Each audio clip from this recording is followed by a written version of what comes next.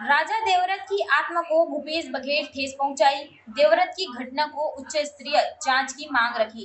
खैरागढ़ के पूर्व विधायक दिव्यंगत देवव्रत सिंह की पत्नी विभा सिंह ने लोकसभा चुनाव के माहौल के बीच कांग्रेस प्रत्याशी व पूर्व मुख्यमंत्री भूपेश बघेल पर चुनाव प्रचार के दौरान पूर्व तलाकशुदा पत्नी पद्मा सिंह को पत्नी के रूप में प्रचारित करने के मामले में कड़ी आपत्ति की है।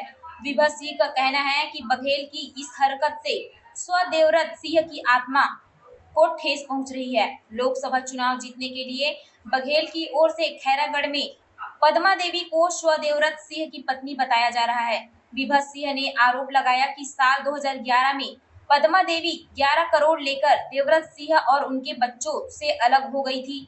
उनका आरोप है कि पद्मा देवी ने तलाक के बाद उत्तराखंड के नैनीताल अल्मोड़ा के रहने वाले नितिन पंत से विवाह कर लिया। वर्तमान में वह उन्हीं के साथ दिल्ली में रहती है, परंतु निजी स्वार्थ के चलते खैरागढ़ की जनता के बीच भूपेश बघेल पद्मा देवी को देवव्रत की पत्नी बताकर वोट बटोरने की कोशिश कर रहे हैं। विभा ने कहा कि उदयपुर छुईखदान में देवव्रत के निधन की खबर पर जब वहां पहुंची तो उन्हें कई तरह के शंकाएं थी, जिसमें दिल्ली जाने से पूर्व देवव्रत की सेहत अच्छी थी। उनके आकस्मिक मृत्यु को लेकर आज भी वहां जांच करने की मांग पर अड़ी है। भूपेश बघेल पर पद्मा देवी और कांग्रेस पार्टी के गुंडों को संरक्षण देकर महल में बलवा कराने का भी विभा ने आरोप लगाया है।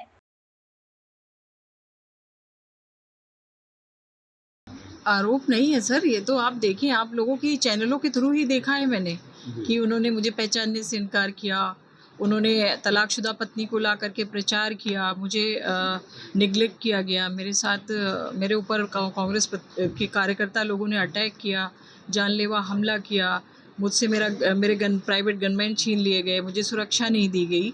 यही सब चीज़ें हैं, इन्हीं के लिए मैं बोल रही हूँ। ये आरोप नहीं है, ये तो सब बिल्कुल देखे गए थे, उस टाइम पे हुआ था मेरे साथ में। अभी मैं आप लोगों के थ्रू सबसे विनती करना चाहती हूँ कि जो महिला का इज्जत नहीं कर सकता, जो एक विधवा महिला का सम्मान नहीं कर सकते, ऐसे प्रत्याशी को आप अगर वो जीत भी जाते हैं तो वैसे भी वो राजनीति अब दिल्ली में करेंगे, तो ऐसे पार्टी को मैं सपोर्ट नहीं करती। और मेरा फ़र्ज़ है कि मैं अपने जहाँ पे राजा साहब के लोग थे, जिन पे राजा साहब जिनके लिए अपनी ज़िंदगी कुर्बान करते थे, उनको मैं एक बार बता सकूं कि ऐसे इंसान, ऐसे प्रत्याशी को जो स्पेशली राजा साहब के नाम से तो वोट ना मांगा जाए।